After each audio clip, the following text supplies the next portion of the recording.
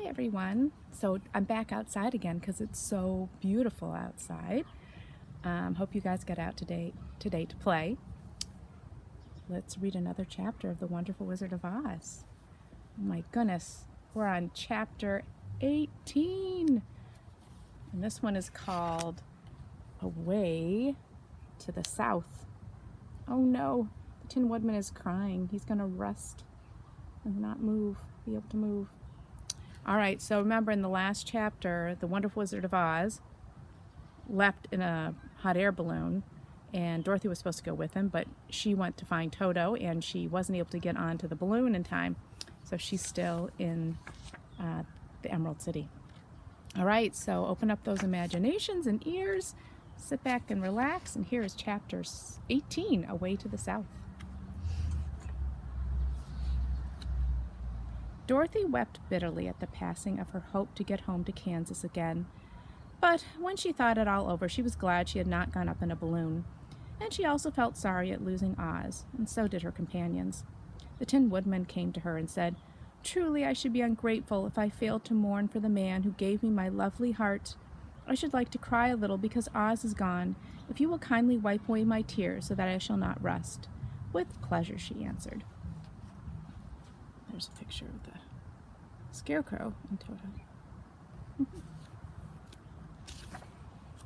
"With pleasure," she said, and brought a towel at once. Then the Tin Woodman wept for several minutes, and she watched the tears carefully and wiped them away with the towel. When he had finished, he thanked her kindly and oiled himself thoroughly with his jeweled oil can to guard against mishap. The Scarecrow was now the ruler of the Emerald City, and although he was not a wizard, the people were proud of him.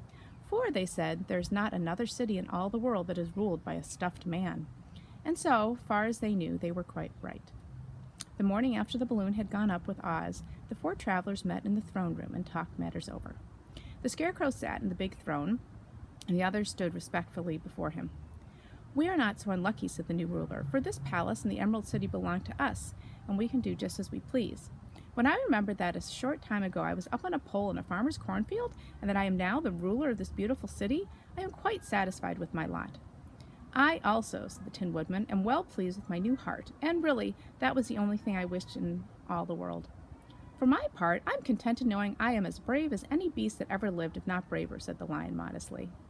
"If Dorothy would only be contented to live in the Emerald City," continued the Scarecrow, "we might all be happy together." There they are having a meeting.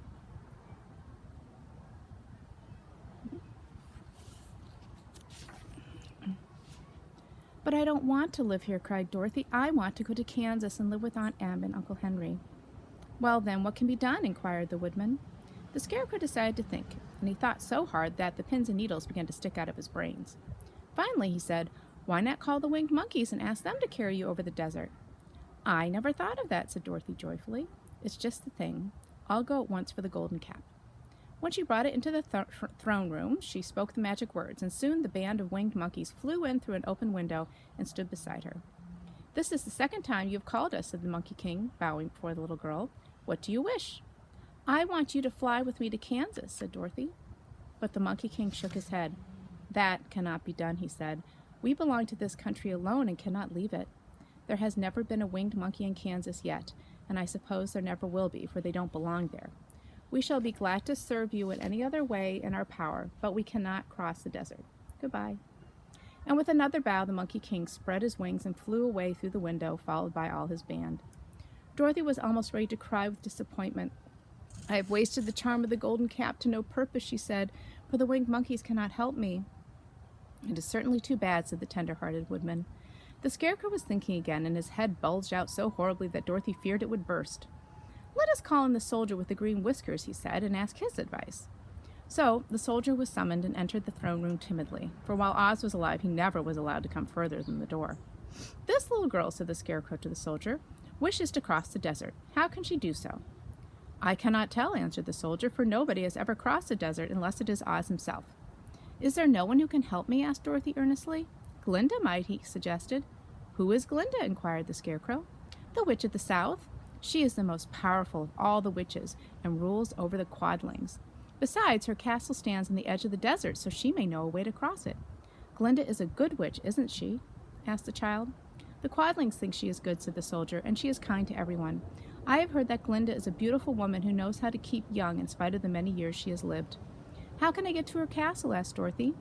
The road is straight to the south, he answered, but it is said to be full of dangers to travelers. There are wild beasts in the woods and a race of queer men who do not like strangers to cross their country. For this reason, none of the Quadlings ever come to the Emerald City. The soldier then left them, and the Scarecrow said, It seems, in spite of the dangers, that the best thing Dorothy can do is travel to the land of the South and ask Glinda to help her. For, of course, if Dorothy stays here, she will never get back to Kansas. You must have been thinking again, remarked the Tin Woodman. And there's the soldier.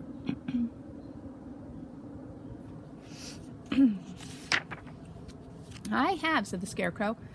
I shall go with Dorothy, declared the Lion, for I am tired of your city and long for the woods and the country again. I am really a wild beast, you know. Besides, Dorothy will need someone to protect her. That is true, agreed the Woodman. My axe may be of service to her, so I also will go with her to the land of the South. When shall we start? Asked the Scarecrow. Are you going? They asked in surprise. Certainly. If it wasn't for Dorothy, I should never have had brains. She lifted me from the pole in the cornfield and brought me to the Emerald City, so my good luck is all due to her, and I shall never leave her until she starts back to Kansas for good and all.